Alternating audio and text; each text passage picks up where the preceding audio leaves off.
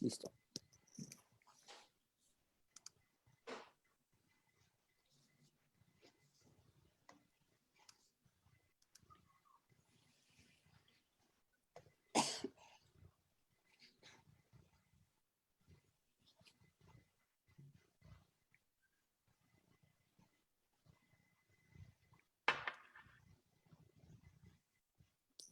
Bueno, pues muy buenos días.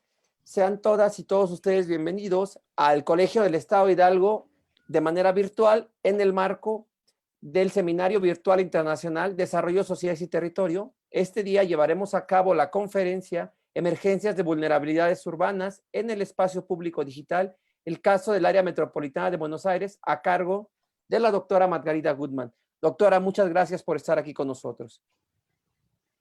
Nos distingue con su presencia también asistentes externos, las profesoras y profesores investigadores de nuestra institución, y en especial agradecemos la asistencia de nuestros estudiantes de las maestrías en Desarrollo Urbano Sustentable, Planeación y Desarrollo Regional y Gestión de Alta Gerencia Pública. Sean todas y todos ustedes bienvenidos. Este día llevaremos a cabo la conferencia Emergencia de Vulnerabilidades Urbanas en el Espacio Público Digital, el caso del área metropolitana de Buenos Aires, a cargo de la doctora Margarita Goodman. A continuación, cedemos el uso de la palabra al estudiante Guadalupe Solús Murcia, quien nos dará una breve semblanza de nuestro ponente. Adelante. Doctora Margarita Goodman, profesora of Urban Studies and International Affairs, New School for Public Management en Estados Unidos. En su formación es doctora y arquitecta por la Universidad de Buenos Aires. Actualmente es profesora de Estudios Urbanos y Asuntos Internacionales y directora del Observatorio de América Latina, OLA, en The New School of Public Management. También es profesora consulta pro bono y miembro de la Comisión de Doctorado de la Facultad de Arquitectura, Diseño y Urbanismo de la Universidad de Buenos Aires, FADU-UBA. De 2004 a 2009 ha sido profesora titular y titular de la Cátedra de Historia de la Arquitectura y las Ciudades de la FADU-UBA. Fue becaria en el Instituto de Investigación Getty y en el Centro Internacional Woodrow Wilson, becaria en el Centro Internacional de Estudios Avanzados de la Universidad de Nueva York e investigadora principal en el Vera Lights Center for Ardent Politics de New School. Es coautora del libro bicentenario argentino Celebrar en las calles, Ser parte de la historia 2016, y con el fallecido Jorge Enrique Herdoy del libro Historia Urbana del Área Metropolitana de Buenos Aires, 1536-2006, en el año 2007. Entre sus libros coeditados se puede mencionar Hábitat en Deuda, 20 años de políticas urbanas en América Latina en el 2016, Bicentenarios en Acción, Conmemoración, Movilización, Política en América Latina en el año 2016, Construir Bicentenarios Latinoamericanos en el área de la globalización 2012, América Latina en Movimiento, la transición posneoliberal en el año 2007, Buenos Aires 2050, Imágenes del futuro, decisiones del presente en el 2007, Buenos Aires 1910, el imaginario para una gran capital en el año 1999. Su trabajo de investigación actual es la segunda fase de su investigación publicada en 2011 como el libro Buenos Aires, el poder de la anticipación, en donde se estudian las anticipaciones del futuro urbano en la región metropolitana de Buenos Aires, de 1990 a 2015, y analiza y compara dos campos, el disciplinar y el extradisciplinario, es decir, los planes producidos dentro de la disciplina profesional del planeamiento y la política urbanística, y esas ideas y propuestas producidas por periodistas locales, organizaciones comunitarias y público en general, publicadas en blogs, sitios web y YouTube. Aún no existen otros estudios en Argentina que analicen todos los planes que se han producido en la BAMR en las últimas 2 décadas. Y este es el único estudio que compara y contrasta planes disciplinarios con anticipaciones plebeyas expresadas en el ámbito digital. Muchas gracias. Y bien, a continuación vamos a ceder la palabra a la doctora Margarita Goodman para que inicie su exposición, no sin antes agradecerle estar con nosotros, con la comunidad del Colegio del Estado de Hidalgo. Adelante, doctora. Tiene que habilitar su micrófono.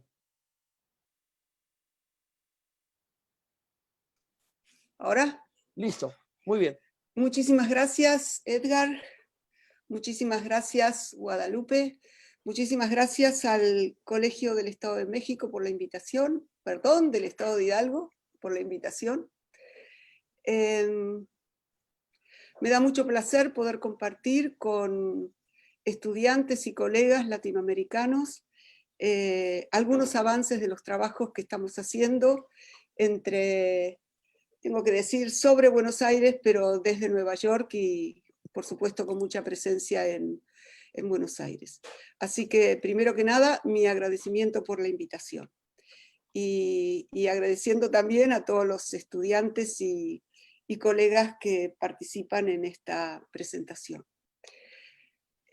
Yo voy a compartir pantalla para hacer la presentación, así que aguántenme un segundo. Agradezco sobremanera a Guadalupe por haber mencionado el trabajo que en la actualidad estoy haciendo desde hace unos cuantos años, porque dentro de ese esquema es que se inserta resultados de la investigación que quiero compartir con ustedes. En particular, lo que les voy a presentar es una parte de esa investigación que se refiere, como el título ya presentado lo menciona, a la emergencia de vulnerabilidades urbanas en el espacio público digital en la región metropolitana de Buenos Aires en el periodo de 2000 a 2015. Nosotros hemos tomado ese periodo, que es como el periodo en donde se empieza a expandir fundamentalmente la web 2.0. Y lo que quiero manifestar es que lo que les voy a presentar es el resultado del trabajo de largos años de un equipo formado por dos profesionales argentinos, arquitectos, Javier Mestrías y Ximena Pupo, con quien trabajo desde hace bastantes años, como 4 o 5, sobre este tema. Esta investigación, como muy bien lo mencionó y le agradezco a Guadalupe, la estamos haciendo como la segunda parte del trabajo histórico que publiqué en el 2011 sobre anticipaciones en Buenos Aires, por supuesto era sobre la ciudad de Buenos Aires en ese momento, a principios del siglo XX. Entonces, lo que estamos trabajando es la comparación entre dos dimensiones, como bien fue anticipado. Las disciplinares, es decir, planes y políticas urbanas originadas en el ámbito profesional o el gubernamental, o elaborada por funcionarios públicos o por planificadores urbanos. Y eso lo comparamos con las que se originan fuera del campo profesional, las extradisciplinares, las que podemos llamar plebeyas, que están formuladas por la sociedad civil, es decir, medios y periodistas locales, grupos comunitarios, grupos vecinales, organizaciones sociales e individuos, gente en general, así como las suben a webs y blogs y a YouTube en este periodo que les mencionaba. Pero lo que hicimos fue enfocar la búsqueda sobre demandas, reclamos, propuestas o ideas sobre el futuro urbano. Y cuando hablamos de demandas y reclamos, cada una de las demandas, cada uno de los reclamos implica una necesidad y un llamado a la transformación de la ciudad. Ahora bien, ¿por qué lo estamos haciendo? Bueno, por una cuestión muy sencilla. Comparamos esto que se define, se formula, se implementa desde los organismos de decisión con las expectativas plebeyas, a ver si convergen o divergen, es decir, si tienen algo en común, o el enfoque, o el tema, o los problemas, o el recorte geográfico, o el recorte temporal de los problemas, para ver si tienen algo en común. ¿Por qué? Por una cuestión también muy sencilla, porque creemos, entendemos y sostenemos que no hay plan urbano significativo, efectivo y sostenido en el tiempo sin aportes del conocimiento local. Entonces, lo que les voy a presentar ahora es esta búsqueda de las voces plebeyas. Así como cuando hice el trabajo sobre principios del siglo XX, que tomé lo que aparecía en las revistas de difusión popular, las revistas ilustradas, cuando nos pusimos a trabajar sobre la historia reciente, digamos, con este enfoque de historia reciente sobre las últimas décadas, nos dimos cuenta que no podíamos trabajar ni con los diarios, ni con las revistas, que el lugar en donde se cocinaba, donde pasaba y donde emergían voces plebeyas, eso no quiere decir que sea la voz del pueblo, no, son voces que se suben, era el Internet. Entonces decidimos trabajar allí, y en ese momento, cuando empezamos en el 15, decidimos trabajar sobre webs, blogs y YouTube, nada más. Y nos fijamos, como les dije anteriormente, solamente sobre lo que subían individuos, organizaciones, asociaciones de vecinales, etc. Y eludimos todos los medios gubernamentales, corporativos o medios de alcance nacional. Y buscamos aquellos conflictos que estaban disparados por cuestiones territoriales, por cuestiones locales, por cuestiones físicas territoriales. Entonces, como es imposible trabajar sobre una región metropolitana de 14 millones de habitantes, decidimos concentrarnos sobre una parte. Decidimos concentrarnos sobre, ustedes acá tienen la Ciudad Autónoma de Buenos Aires, que sería la antigua capital federal, rodeada de 40 municipios que conforman la región metropolitana de Buenos Aires. Y acá lo que tienen es este límite sur de la Ciudad Autónoma de Buenos Aires, definido por un río meandroso, porque Buenos Aires es una llanura, es chata, tan chata como el río que la enfrenta y como la pampa que está por detrás, y por lo tanto los cauces de agua son muy meandrosos.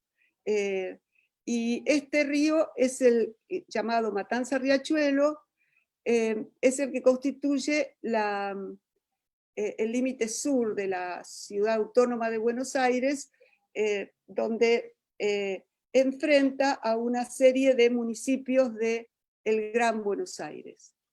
Esta localización ha sido muy intencionada. ¿Por qué? Porque el Matanza Riachuelo es uno de los ríos más poluidos del mundo. ¿Por qué? Porque en sus bordes y en sus orillas y en su ámbito se establecieron las primeras industrias a principios del siglo XX y se mantuvieron durante todo el siglo XX como industrias contaminantes como las industrias del cuero, metalúrgicas, galvanoplasia, etc. Y volcaron todos sus desechos al riachuelo a lo largo de un siglo entero.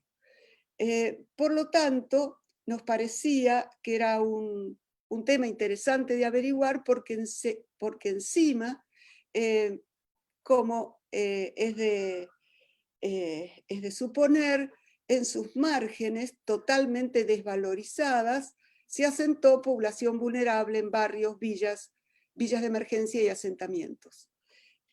Ustedes ven acá a la derecha, perdón, otra vez, ustedes ven acá a la derecha una parte del curso de este río, que le llamamos riachuelo, con el fondo del Río de la Plata, y abajo ven una de las terribles imágenes de acumulación de enorme cantidad de basura en una de sus márgenes. Y en la margen de la capital federal está esto, no está en la margen de los municipios. Esta foto no está actualizada. En este momento estos sectores del borde están limpiados con todos los problemas que significó sacar a la gente que estaba viviendo ahí y relocalizarlas, pero es la imagen que a mí más me interesa de compartir para que se vea la dimensión del problema. Entonces, cuando nos pusimos a trabajar sobre esto, con toda nuestra ansiedad de ponernos a trabajar sobre este riachuelo, que tienen ustedes aquí la marca en amarillo, definimos que íbamos a trabajar sobre las comunas de la Cava y los municipios del Gran Buenos Aires, Avellaneda, Lanús y Lomas de Zamora, de la cuenca baja del riachuelo, y agregamos La Matanza porque nos parecía que era sumamente interesante lo que estaba sucediendo a lo largo de todas sus orillas. Entonces, trabajamos fundamentalmente en el ámbito del espacio público digital de la web 2.2, tomamos, como dije, web, blogspot, WordPress y YouTube, tomamos demandas difundidas por la sociedad civil, y lo que trabajamos son las demandas que quedan por fuera de los canales institucionales, provocadas por tensiones o conflictos territoriales. Bien, cuando nos pusimos a trabajar con esto, tuvimos de entrada un primer desafío, o sea, ¿cómo hacemos para buscar en Internet? Una cosa es trabajar con los métodos tradicionales sobre un cúmulo de información más o menos limitado, o finito, por decirlo mejor, trabajando con análisis de contenido sobre metodologías quanti y quali que conocemos. Pero la primera cuestión que se nos presentó es cómo buscar, cómo encontramos las entradas que nos interesan en el Internet. Entonces lo primero que hicimos es buscar proxies de primer orden a los conflictos territoriales. Buscamos muchísimo, porque cuando entrábamos por conflicto no encontrábamos lo que queríamos buscar, que eran conflictos territoriales. Entonces usamos proxies que nos dieron resultados como piquetes, cortes de ruta, foros, reclamos, manifestación y protesta, y para hacer una identificación homogénea y sistemática de las evidencias, es decir, de los registros, al search engine, al buscador, le agregamos proxies de segundo orden, con el nombre de las localidades, nombres de los municipios y nombre de las localidades que están, las localidades oficiales de cada uno de los municipios. Pero ahí nos dimos cuenta que habíamos encontrado en nuestras búsquedas una enorme cantidad de arroyos tributarios de este riachuelo y tributarios del Río de la Plata que contenían una gran cantidad de problemas. Por lo tanto, formamos nuestro buscador con estos tres órdenes de máquina de buscar, no sé cómo traducirlo, de buscador. Hicimos combinaciones con las palabras del primero, segundo y tercer orden. Y las hicimos en YouTube, las hicimos en las webs y blogs, hicimos una cantidad aproximada de 700 y pico de búsquedas y ubicamos 1041 registros. El segundo desafío, ¿qué hacíamos con todo eso? ¿Qué hacemos con esos 1041 registros?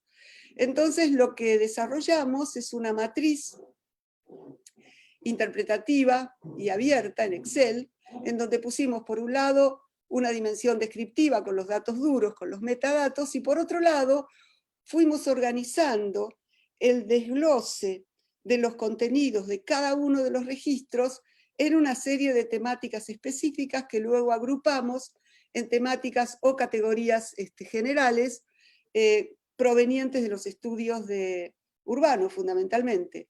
Entonces las agrupamos en subcategorías de medio ambiente, de infraestructura y equipamiento y de espacio urbano. esta matriz interpretativa, no vamos a ir con los detalles, pero lo que sí les quiero compartir es que cada una de las entradas, es decir, cada uno de los videos, o cada una de las entradas del blog, o cada una de las noticias de un periódico local, tienen un motivo principal que nos permite una taxonomía, pero también tiene una serie de motivos asociados, que los tenemos que registrar, porque cuando la gente protesta porque se inundó, la gente protesta también porque se le inundó la casa, la calle, el patio, porque hay contaminación, etc. Por lo tanto, hubo que desglosar todos estos elementos, entonces tomamos una taxonomía con el motivo principal, pero luego teníamos las subcategorías desglosadas en estas 3 categorías principales. Entonces, ¿qué nos permite la matriz? Primero nos permite un filtrado para identificar serie de registros, pero también nos permite analizar cada categoría y cada subcategoría por separado, y analizar, por ejemplo, cuantitativamente cuántas veces se repite cada una de esas categorías o subcategorías, y relacionarlas al otro, a otras subcategorías o categorías. Y eso nos permite entonces tratar de encontrar algunas relaciones que nos permitan interpretar estos elementos, y para hacerlo no tuvimos otra posibilidad que visualizar los resultados de los datos para buscar patrones y para poder tener una interpretación. ¿Por qué? Porque el sistema de análisis de contenido de los sistemas tradicionales no nos servía. Entonces, exploramos interminablemente visualizaciones para interpretar los datos. ¿Por qué? Porque las visualizaciones que nos ofrecían algunas plataformas no nos alcanzaban para hacer algún tipo de relacionamiento. Entonces pasamos por todas estas que les muestro rápidamente, esta cuestión con los hilos, tratando de relacionar subcategorías de distinta manera, exploramos los relojes, hicimos mapas temáticos, mapas de símbolos graduados, cartogramas, para tratar de entender qué es lo que estábamos viendo en toda su complejidad. Y entonces llegamos al tercer desafío, que es cómo sistematizar, o sea, cómo plantear un sistema de gráficos que nos permita entender lo que estábamos viendo. Yo no voy a ir con detalles sobre esto, pero si ustedes quieren, por supuesto, lo podemos hacer. Lo que estoy viendo es que no veo la pantalla completa, pero casi, así que vamos a seguir nomás. Hacemos cuatro tipos de gráficos para hacer un análisis cuantitativo y relacional.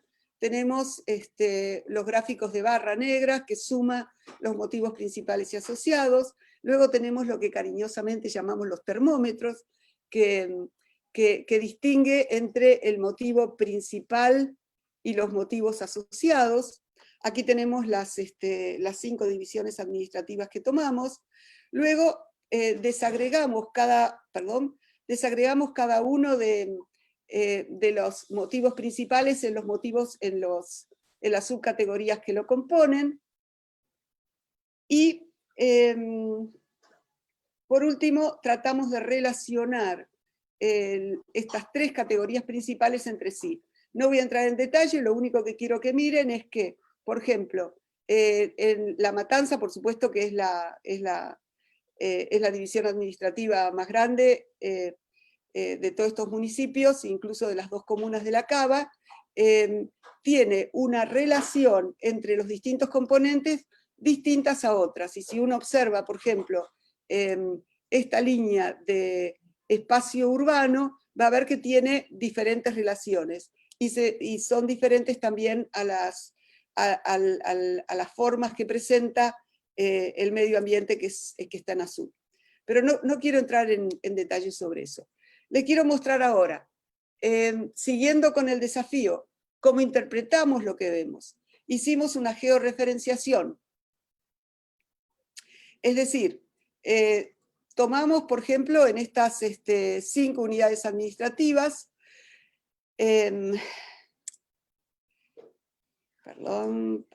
acá estamos. Tomamos la cantidad de registros por la cava y por municipios. Cada vez que muevo acá estamos. Por la cava, las 2 comunas de la cava y cada uno de los municipios, para ver en cuál había más cantidad de registros así en general, y también hicimos un análisis de cuál es el motivo principal de la demanda por cada una de estas entidades. Por ejemplo, vemos que en el sur de la cava los problemas más grandes están alrededor del espacio urbano, que está en verde. En La Matanza los problemas más importantes se refieren al medio ambiente, que está en azul. Y lo mismo pasa en Avellaneda, pero en las otras 2 municipalidades, Lanús y Lomas, los problemas más importantes se refieren a la infraestructura. Luego, comparamos esa cantidad de registros y tipos de registros con necesidades básicas insatisfechas para tratar de averiguar qué relación había con el contexto de nuestras 1041 entradas o registros. Comparamos también el tipo de motivo principal de cada una de las unidades administrativas con necesidades básicas, y luego hicimos un zoom in, y cuando hacemos el zoom in, como todo el mundo sabe, aparecen territorios distintos. Aparece, por ejemplo, emergió que tanto en el sur de la cava, como en las adyacencias de la cava de La Matanza y en las adyacencias de la cava de Lanús y de Avellaneda en parte, el problema principal se refiere fundamentalmente al espacio urbano. Después hay como 2 otros riñones, también cariñosamente le llamamos, de infraestructura, y luego tenemos problemas de medio ambiente en una buena parte de La Matanza y en Avellaneda, por cuestiones distintas que por supuesto ubicamos.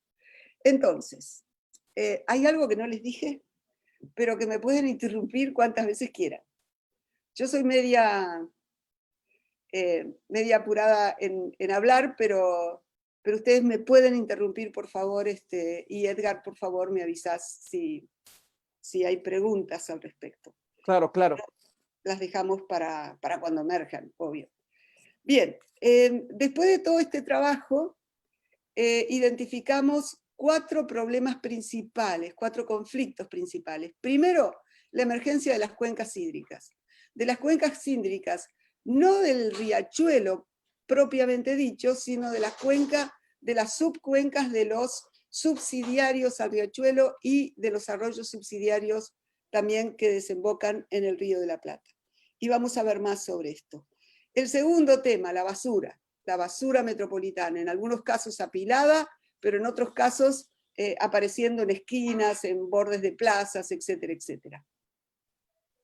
El tercer problema, grandes conflictos por la protección del patrimonio ambiental. Eso pasa en parte en La Matanza, fundamentalmente alrededor de unas cuestiones de Ciudad Evita, y también pasa en las orillas del Río de la Plata, en el municipio de Avellaneda, donde un gran emprendimiento corporativo hizo unos proyectos espectaculares sobre el bosque costero, y entonces salió una gran respuesta y pelea de grupos y organizaciones de la sociedad civil, foros ambientales, etcétera, para defender esa reserva urbana en la costa de Avellaneda y de Quilmes, como ustedes ven acá.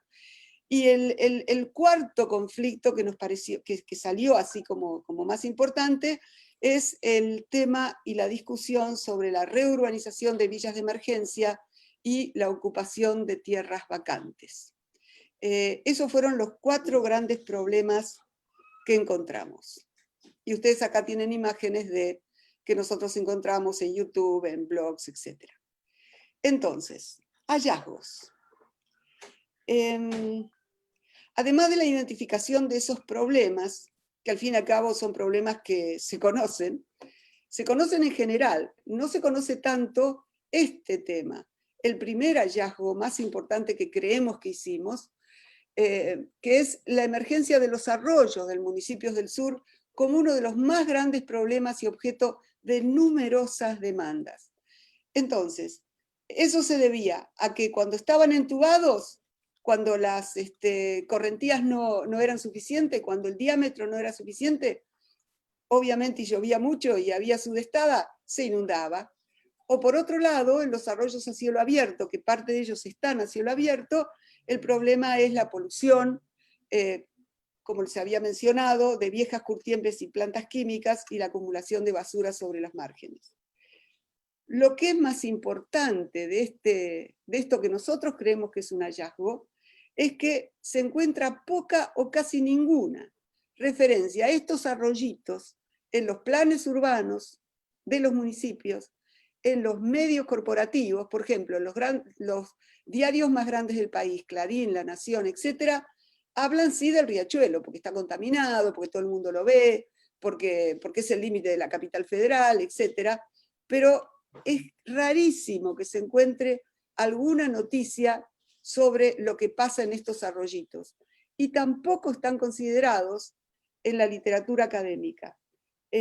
Literatura académica sobre inundaciones hay, por supuesto que hay mucha, pero no hay literatura que trabaje la complejidad de los problemas que se desarrollan alrededor de estos arroyitos meandrosos que desaguan o en el riachuelo o en el Río de la Plata. En general podemos decir que son ignorados e invisibles. Temas de contaminación, de polución, de inundaciones, en estos arroyitos no se conocen, digamos, en el discurso del establishment. Entonces, cuando empezamos a encontrar estas cosas, decidimos, bueno, vamos a ver qué pasa, ¿no? No podíamos ir a todos los lugares.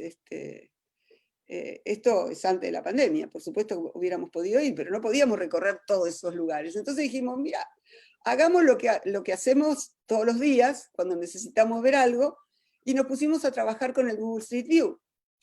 Y esta retícula celeste que ustedes ven acá es por donde pasa el carrito del Google Street View. Y lo que les quiero mostrar aquí es que, por ejemplo, aparece una cuadrícula. Y la cuadrícula es muy sencillo, son las calles de Buenos Aires, son las calles de la capital, que tiene una cuadrícula ordenada pero que va girando, son las calles de los municipios que están alrededor, calles de Avellaneda, etcétera, etcétera. Se giran, pero en general son cuadrículas. Y miren ustedes lo que pasa acá. Esto que ven ustedes acá, esto que ven ustedes aquí, y esto que ven ustedes acá, acá, son villas de emergencia, en las cuales no hay calles, sino pasillos que se van enrevesando de una manera prácticamente medieval, que crecen orgánicamente y que son muy angostitos. Y solamente esas 3 villas de la capital federal han sido relevadas, no por Google directamente, pero sí por una organización no gubernamental, ASIG, algunos de cuyos miembros Google entrenó con la torre esa que llevan para cuando no pueden ir con el carrito, con el auto, y relevaron las calles internas de estas 3 villas nada más. La villa 31 en el puerto, muy cerca del centro de la ciudad, la villa 21-24 y la villa 20, que están estas dos en el sur de la ciudad, que es la parte más desvalorizada, digamos, la parte que tiene menores facilidades, población más vulnerable, con menos educación universitaria, etc. Entonces, cuando empezamos a usar el Google Street View, encontramos algo que ya mucha gente lo ha visto, que ¿qué pasa? Que lo que ustedes ven en rojo acá son otras villas. Son villas en Avellaneda, esta roja que está acá, otra villa que está acá, Villa Luján, la Villa 21, 1, 11, 14, etc. Todas las que ustedes tienen aquí son villas. Y estas villas de emergencia, el Pegman del Google Street View no entra. Entonces le pusimos que son Pegman ciegos, que no ven ni el problema de vulnerabilidad dentro de las villas, ni problemas de contaminación en este arroyo, por ejemplo, en el arroyo Sarandí. Entonces, hay un contraste grande entre las visualizaciones de lo que nosotros encontramos que la gente sube a las plataformas, a través de YouTube y sus webs y blogs, y lo que ve el Google Street View. Y ahora les vamos a mostrar un poquito más. Por ejemplo, esto es lo que ve el senderismo virtual del Google Street View en el arroyo Sarandí, en Avellaneda. ¿Qué vemos? Vemos vallas, ok, un lugar evidentemente de clase media baja o pobre, cerca de un asentamiento. Este es el arroyo, como se ve en Google Street View. Acá se ve una vista que está preciosa. También se ven las vallas que están puestas, etc. Esto es la imagen que da el Google Street View. Y nosotros la comparamos con lo que salía en este trabajo que nosotros estamos haciendo, que como les decía, nosotros lo bautizamos como el explorador tecnosocial a nuestra modesta metodología. Y lo que se ve acá es basura, contaminación, peligro, etc. Y este tipo de imágenes. Este es el mismo arroyo Sarandí que habíamos visto desde ese vallado en el Google Street View, que es una acumulación de basura infernal. Y uno de los comentarios en este blog decía, sí, es cierto, podemos tener vallados y paredes que paren la visual, pero lo que no se puede parar es el olor de los productos contaminados. Otro ejemplo de este contraste se encuentra en otro municipio, en el municipio de La Matanza, en el arroyo Susana, que descarga es subsidiario del Riachuelo. Acá tienen la ubicación en el mapa que habíamos visto antes. Y lo que se ve aquí, cuando nos acercamos con lo que la gente sube al espacio digital, vemos imágenes de este tipo. Vemos imágenes, por ejemplo, en el punto en donde el arroyo deja de estar cubierto y empieza cielo abierto, basura. Vemos también quemas de basura. Y esto es lo que ve el Google Street View. Y en lo que ve el Google Street View, y estos son acercamientos que hacemos, hay un auto de la policía, porque evidentemente no se sentían muy confortables tomando la visualización. Y lo que se ve sí es un poco de basura, un poco de desorden, pero no tiene la dimensión de los problemas que la gente sube. Entonces, lo que nosotros vemos es que el Google Street View en realidad funciona como un proxy a la ciudad formal, a la ciudad que las instituciones reconocen, que el establishment reconoce, que el auto del Google Street View puede recorrer y quiere recorrer, etc. Y desde ese punto de vista nos preocupa muchísimo que en esta era en donde tan presente está en nuestra vida cotidiana el espacio digital, que la pandemia hizo explotar, pero de todos modos el trabajo en el espacio público digital va a seguir adelante, querramos o no, una vez que pase la pandemia también. Lo que nos preocupa es que si nosotros tomamos lo que vemos en las representaciones del espacio público digital, imagínense, ¿quién no usa Google Maps? o Google Street View. Lo usan, se usa para muchísimas cosas y les voy a mostrar otro ejemplo más. Si nosotros naturalizamos esto, vamos a dejar de ver los grandes problemas que suceden en nuestras ciudades. Y este ejemplo del uso académico del Google Street View, esto nos impresionó mucho. Esto se está haciendo, se hizo hace unos años en un laboratorio en Stanford University, un laboratorio de Computer Science, en donde, ¿qué es lo que hicieron?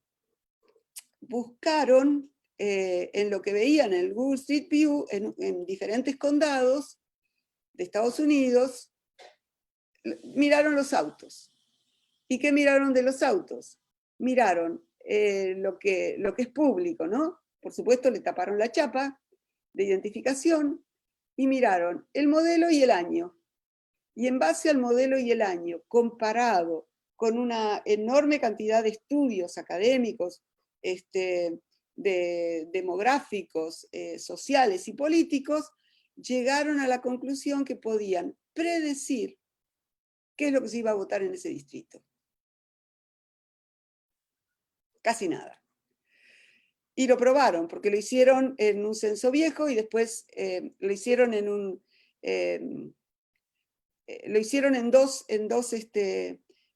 elecciones distintas y les daba bastante bien. Tenían un alto porcentaje de acierto, que es como se trabaja en este mundo del Big Data y de inteligencia artificial. Esto es como para darnos cuenta lo importante que estas representaciones en el mundo digital de las ciudades son, ¿no? Nosotros hicimos un pequeño folleto que le pusimos Google Street No View. Lo circulamos un poquito entre gente conocida, tratando de evidenciar la brecha digital urbana. No estoy hablando de la brecha de conectividad, que la brecha de conectividad existe, pero incluso dentro de los que están conectados, no ver los grandes problemas traen problemas. Y nos trajeron problemas a nosotros también, porque un diario, uno de los diarios más importantes del país, Clarín, en su sección Clarín Arquitectura, nos hizo una entrevista y tituló la entrevista Trampa, lo que Google Street View, lo que Google Maps oculta. ¿Para qué lo habrá hecho? Inmediatamente la gente de Google llamó al decano de la Facultad de Arquitectura en Buenos Aires, inmediatamente nos llamaron, cuando yo fui para Buenos Aires hicimos la reunión, y en la reunión estaban muy enojados con nosotros, diciendo que ellos no ocultaban nada, y nosotros decimos, nosotros tampoco decimos que ustedes ocultan, ese es el diario Clarín, agárreselas con el diario Clarín, que son los que titularon.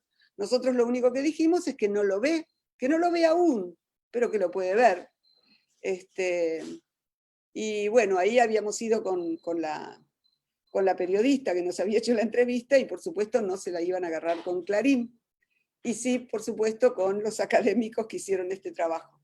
Quedamos en relaciones bastante difíciles.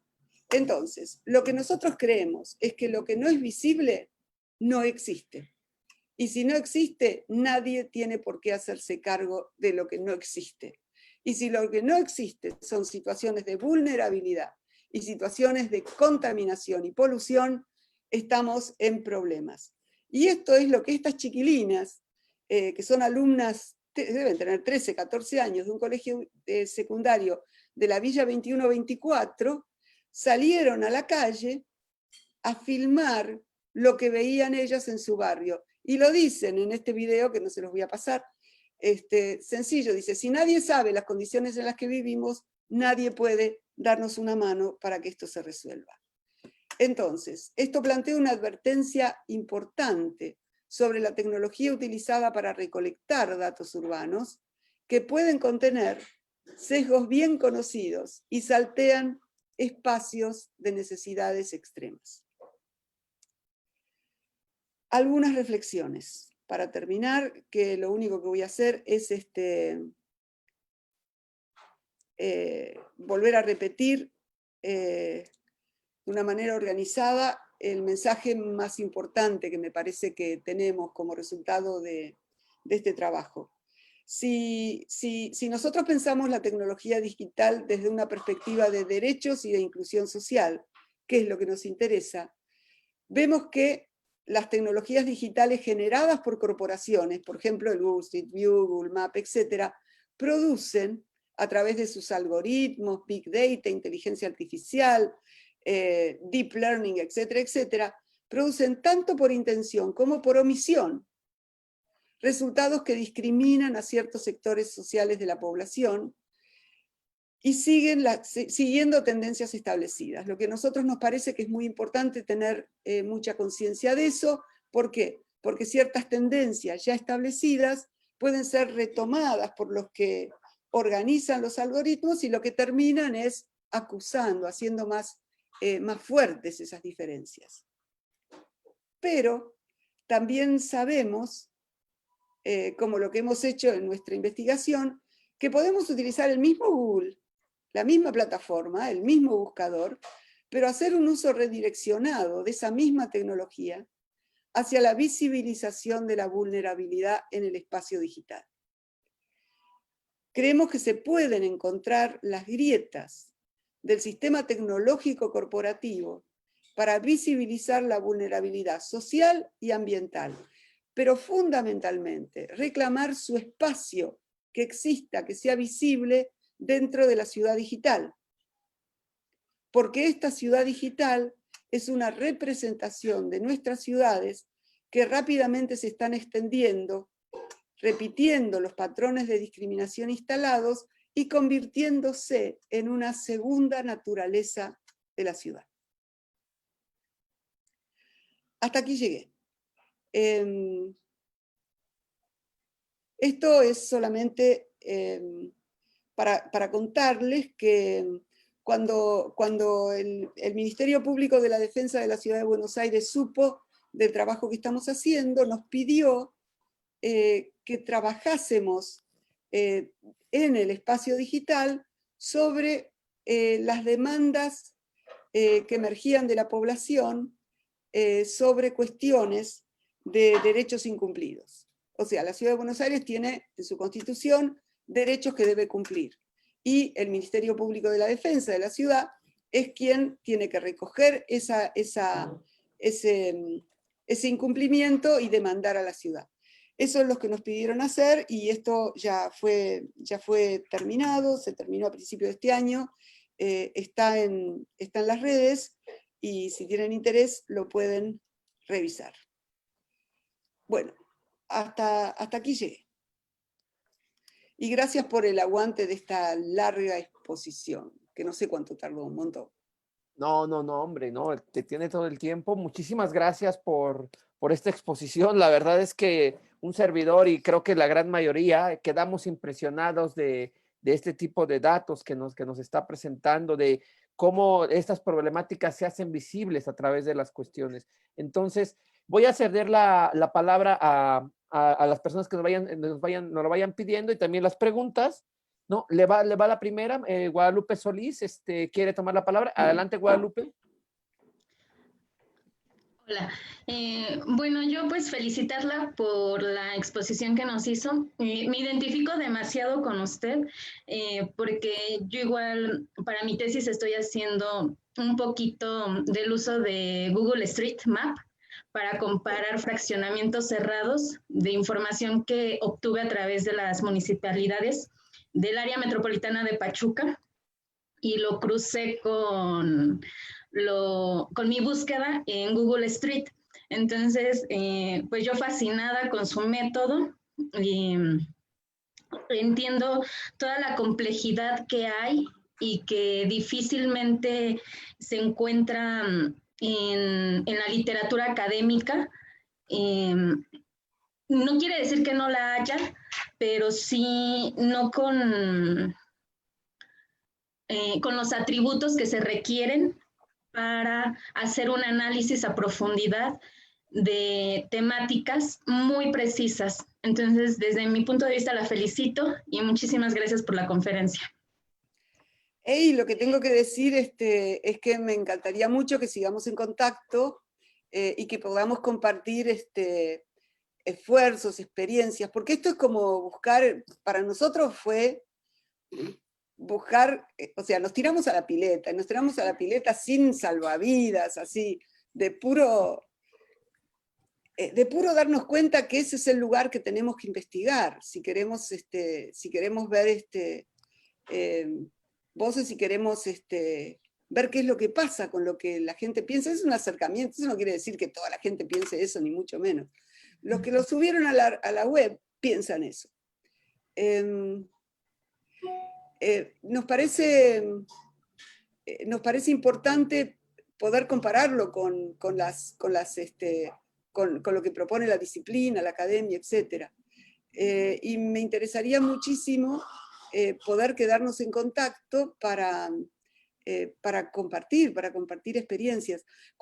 Después de un par de años de estar buscando, así como, voy a decir una cosa que quizás me arrepienta, como turco en la neblina, ¿viste? Que es un dicho, perdón, ¿no?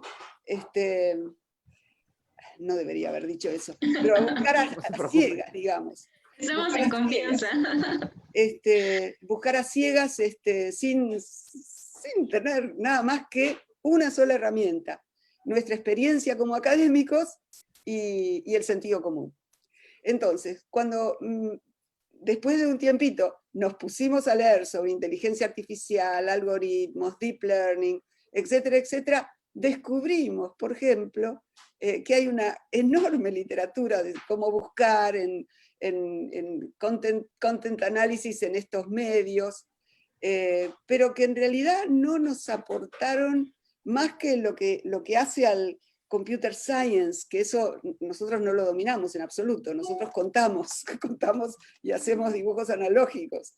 Pero nos dimos cuenta que hay ciertas etapas que son las mismas que nosotros cubrimos.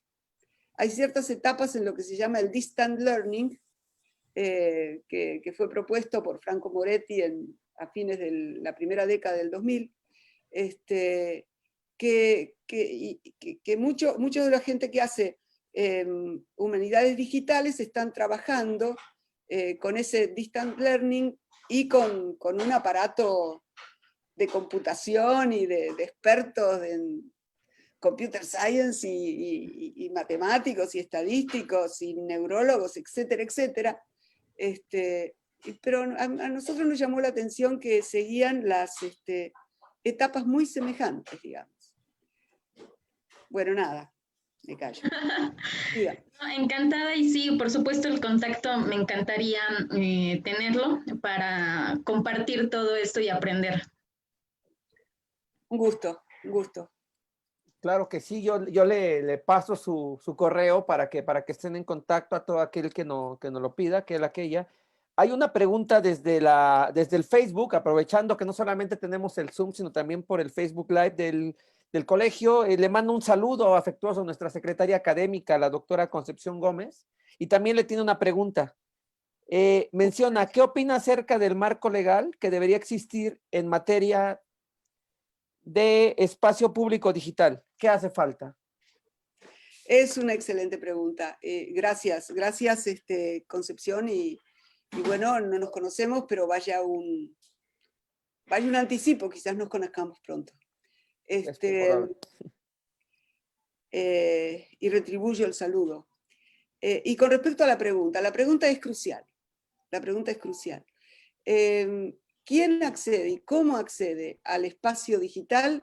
Es en este momento una de las cuestiones más importantes. ¿Quién gobierna el Internet? ¿Cuán público es el espacio público digital?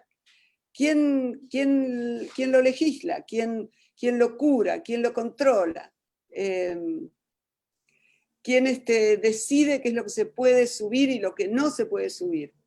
¿Los gobiernos?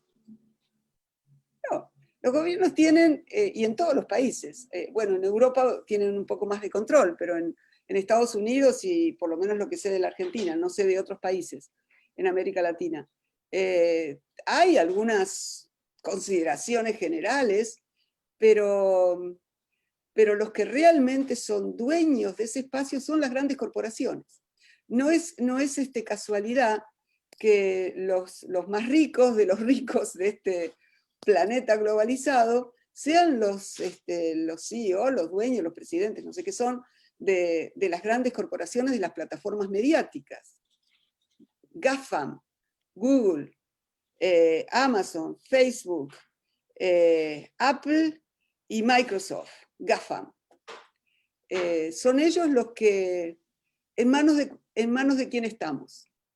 Y sería bueno que desde, o sea, el espacio público físico, o sea, la calle, las veredas, las plazas, etcétera, tienen reglamentaciones, por supuesto que tienen reglamentaciones, uno no puede hacer cualquier cosa ahí, tampoco puede ir si no está vestido, etcétera, etcétera. Pero son, están establecidas por los gobiernos y también por las costumbres. En cambio, en el espacio digital es casi como un shopping mall, es casi como un espacio público-privado, porque los que tienen mayor control sobre ese espacio son las corporaciones. Y ahí lo tienen a Facebook peleando con los europeos cuando les quieren poner ciertos límites, que son los que más quieren poner límites y pueden avanzar sobre eso. Y ayer escuchaba que Facebook bajó una incitación a la violencia en medio de este drama de las elecciones norteamericanas, ¿no? Drama que ya se alarga tanto que nos tiene a todos exhaustos. Pero sí me parece que es necesario controlar de parte de los gobiernos democráticos el funcionamiento de ese espacio digital. Hace poco tuve, en realidad ni sé por qué me invitaron, pero hay una comisión de Naciones Unidas que trabaja sobre la ética de la inteligencia artificial, que espero que prontamente pueda hacer recomendaciones generales sobre este tema. Porque esta inteligencia artificial, esta batería de algoritmos, no solamente nos dice y nos quiere vender cosas, sino que además está definiendo lo que nosotros queremos desear. Que eso es casi lo más impresionante de este. Y yo siempre digo, con la inconsciencia del coraje de la ignorancia, ¿no? Siempre digo que somos prisioneros de las grandes corporaciones y de estas grandes corporaciones digitales. Nada, no sé si contesté, pero por ahí voy. Muchísimas gracias. ¿Alguien más tiene otra pregunta, algún comentario? Sí, Mariana Hernández, que también es maestra con nosotros, egresada, dice, ¿cuáles son los principales retos del desarrollo urbano? Me parece ahí una pregunta general, pero propia. Gracias, Mariana. Yo creo que los retos siguen siendo los mismos retos de siempre. Los retos de siempre del desarrollo urbano es ser capaz, desde las instituciones y en conjunto con la comunidad, ser capaz de tener ciudades que sean inclusivas y donde la justicia social se ejerza. Desde ese punto de vista, lo que agrega el espacio digital es una variable más. No es ni la más decisiva ni la más importante, pero es una variable que tenemos que tener en consideración. Y son responsabilidad de los académicos, de los especialistas y de la población en conjunto, poder resolver los problemas, pues los problemas son muchos y no se resuelven de a uno, se resuelven de a varios. Para mí el principal reto del desarrollo urbano es el tema de la inclusión. Todos sabemos la cantidad de cómo están creciendo nuestras ciudades latinoamericanas en particular, con una enorme cantidad de gente que está fuera de los marcos institucionales de reconocimiento y viven como puedan. ¿Hay otro comentario, doctora? de Liceidi López. Ella es estudiante de la maestría en Desarrollo Urbano Sustentable, en primer semestre. Nos comenta lo siguiente: doctora, muchas felicidades por su ponencia. Efectivamente, muchas veces nos hacemos de ojos cerrados a los problemas que nos afectan directamente. Y es increíble su trabajo de análisis para diagnosticar los problemas latentes de los grupos vulnerables. Para mí, una de las cosas más importantes al rescatar estas zonas es hacer parte a la sociedad para que haga suyo el proyecto y que perdure. La pregunta que viene, que son un par, es: ¿cómo fue la cooperación de la gente que habita esas zonas para su trabajo? Y la siguiente es: ¿cómo haría parte a la sociedad para que en conjunto se trabaje para la solución de los problemas? Bien, con respecto, gracias Liceidi por tu comentario. ¿Cómo fue la cooperación de la gente? La cooperación de la gente está en haber subido a web, blogs y YouTube lo que subió. Y ha subido más en los últimos, en el tercer periodo de lo que nosotros estudiamos, del 2010 al 2015, que antes, por razones elementales, por razones de desarrollo de la conectividad, desarrollo de la tecnología, disponibilidad de hard, etc. Nosotros no trabajamos en la resolución de los conflictos, tampoco trabajamos trabajamos en la identificación de los conflictos, no en el desarrollo de los mismos. Creo que la posibilidad de la población de poder estar conectada y transmitir allí sus problemas es clave, por lo cual me parece que lo que es más importante es poder extender el tema de conectividad y de alfabetización digital, para que esto no sea solamente privilegio de los que pueden estar conectados, porque pueden pagar la conexión, etc. Nosotros creemos que el acceso al espacio digital tiene que ser gratuito. Y además de ser gratuito, tiene que estar acompañado de alfabetización desde las escuelas sobre estos temas. Que esto obviamente sucede en las escuelas donde va la clase media para arriba. Yo conozco muchísimos chicos que están en escuelas en donde les enseñan este tipo de cuestión, hasta hacen pequeñas programaciones, pero no son las escuelas de las villas, y no son las escuelas de los barrios más pobres, por infinitas razones, porque tienen poca conectividad, porque tienen una computadora para un grado de 30 chicos, etc. Entonces, lo que me parece que esto es un trabajo profundamente cultural, en el cual está compuesto de pequeñas actividades y grandes políticas.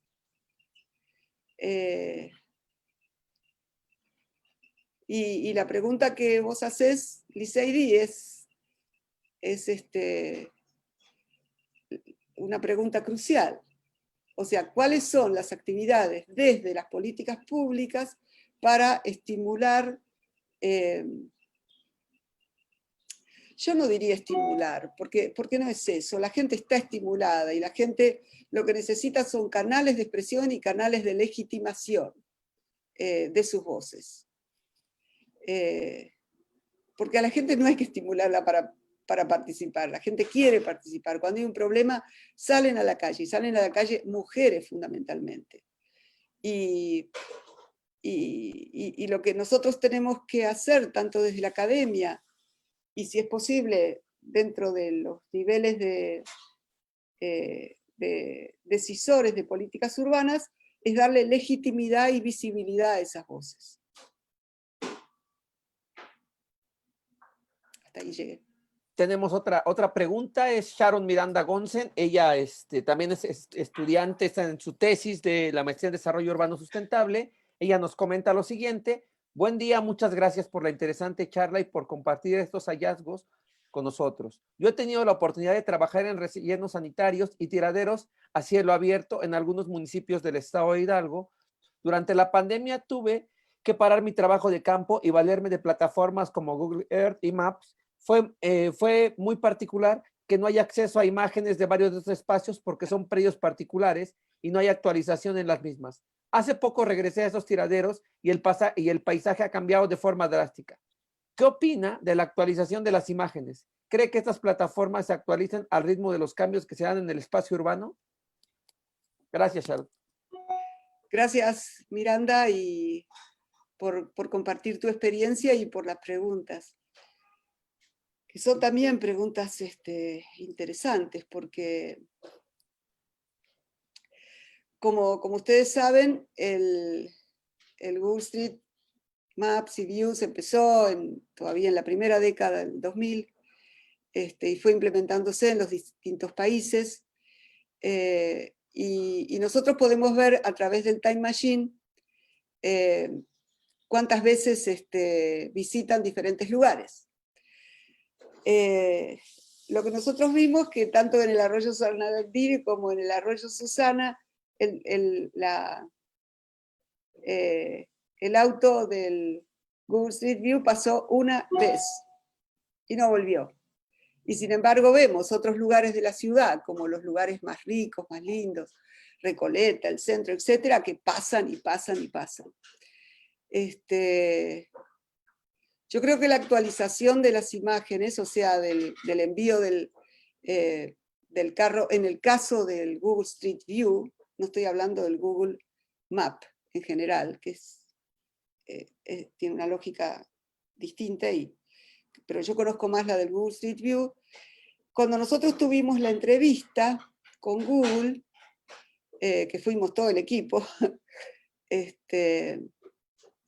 les preguntamos, ¿qué criterio tienen ustedes para mandar el auto con la torre para levantar imágenes? Nos miraron y nos dijeron, bueno, donde hay más clics, y donde nosotros sabemos, donde la ciudad cambia más. Y mandamos a donde cambia más. Además nos dicen, pero tengan en cuenta que hay algunos lugares que el auto no puede entrar porque es peligroso, etcétera, etcétera. Entonces lo que descubrimos en esa entrevista, que fue en el 2018, es que no tenían criterio. Mejor dicho, tenían un criterio, dos criterios. Uno que no es un criterio, que ellos saben,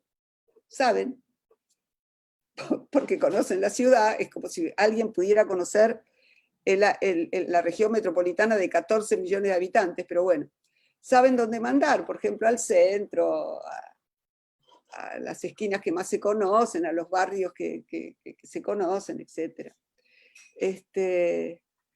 Y eso, digamos, recuperando un poco lo que se sabe. Pero por otro lado, lo que recuperan son los clics. Es decir, donde hay más gente conectada va a haber más clics, obvio. Donde hay menos gente conectada va a haber menos clics, por lo tanto va a haber menos demanda. Y creo que las plataformas actualizan al ritmo de lo que les indica sus algoritmos, y lo que les indica, vaya a saber quién que está a cargo de manejar y de enviar los autos para que vayan a relevar. Y además les preguntamos si al chofer del auto le daban indicaciones de qué hacer. Dicen, no, ellos saben lo que hacer. Es decir, que en última instancia el que decide qué es lo que va y qué es lo que no va es la persona que está a cargo de relevar las imágenes en su auto. Con lo que, por lo menos en Buenos Aires, en 2018, en esa reunión en donde estaba el manager, el gerente a cargo del Google Street View, eso es lo que contestó. Vámonos con una última pregunta, doctora, aprovechando que está con nosotros. ¿Okay? Nos pregunta Aaron Ávila, dice, muchas felicidades por su ponencia, doctora Gutmann. Estoy trabajando sobre el tema de la calidad del aire y estoy desarrollando un sistema de deep learning como modelo de inteligencia artificial para pronosticar escenarios de niveles de contaminación que se podrían producir. Para su análisis de deep learning, ¿qué tecnología utilizaron más en específico qué lenguajes de programación se utilizaron o algunas librerías de Deep Learning. Bien, gracias, Aarón. Qué bueno que estés trabajando en ciencias de la computación. Como les dije al principio, nosotros yo soy arquitecta, doctora en historia, de ciencia de la computación no sé absolutamente nada. Leo sobre eso, pero con eso no es más que eso. Y que nosotros trabajamos de forma analógica con todo esto. Por lo tanto, no utilizamos ninguno de los métodos de Deep Learning ni Data Mining. Pero lo que hicimos es tomar contacto con la maestría de Data Mining de la Facultad de Ciencias Exactas en Buenos Aires, de la Universidad de Buenos Aires. Tomamos contacto con ellos y con el director, y una de las alumnas de la especialización, de la maestría, para tener su grado de especialización, hizo una tesis en base a la información que nosotros le dimos. Es decir, tomaron el Excel con todos los datos que teníamos, en ese momento teníamos 900 y pico de datos, mejor dicho, no de datos, sino de entradas analizadas y desagregadas en distintos tipos de datos, y ahí sí aplicó, y no te puedo decir lo que aplicó porque no lo sé, los sistemas de inteligencia artificial y de búsqueda y de data mining. No hizo data mining, hizo trabajo con los datos que nosotros teníamos, y los resultados que obtuvo, que nos pareció espectacular, porque nosotros no sabíamos los resultados a los que nosotros llegamos, qué entidad tienen. Los resultados a los que ella llegó haciendo aplicaciones de estos sistemas fueron muy semejantes a los nuestros. Lo que sí te puedo dar, Aarón, es un contacto con esta especialista en visualización y data mining, y además hemos colgado su trabajo en el Observatorio Latinoamericano de la New School, cuya, si me aguantan un poquito, cuyo link les puedo pasar por acá. No sé si te contesté, Aarón, pero vos dirás. Dice que sí, que muchas gracias, doctora. Ok. Les paso el link.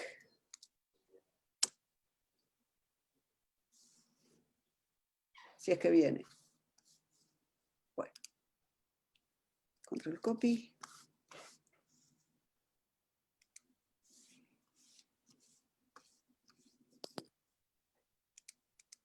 En la página del observatorio tenemos colgados el trabajo de la Defensoría que les había comentado antes, y también tenemos colgado en el programa Conflictos en el Espacio Digital el trabajo de Milena Dotta, de la maestría de Data Mining and Visualization de la Universidad de Buenos Aires. Pues muchas gracias, doctora, por ese link. Ya muchos ya están ahí, los veo ya pinchando seguramente, ingresando a Pues, ¿qué más decirle? Agradecer su interesante exposición en el tema. Sabemos que esto, y como se lo comenté ayer por teléfono, sabemos que esto no va a parar ahí. Queremos que siga estando cercano a nosotros. Buscaremos los mecanismos académicos y administrativos para que así sea. Llévese un gran saludo tanto de nuestra directora, la doctora Rocío Ruiz de la Barrera, como de nuestra secretaria, la doctora Concepción Gómez, quien por motivos de agenda andan cubriendo otras cosas, pero estuvieron atentas por las redes sociales para seguirnos. Gracias de toda la institución por todo esto, doctora, y esperamos que no sea la última. Bien, muchísimas gracias, Edgar, muchísimas gracias a todos, muchísimas gracias, Guadalupe, los estudiantes y los directivos de la institución. Para mí es un placer poder colaborar con instituciones académicas latinoamericanas, porque para eso estamos. Muchísimas gracias, doctora, por esto, y detenemos aquí la transmisión.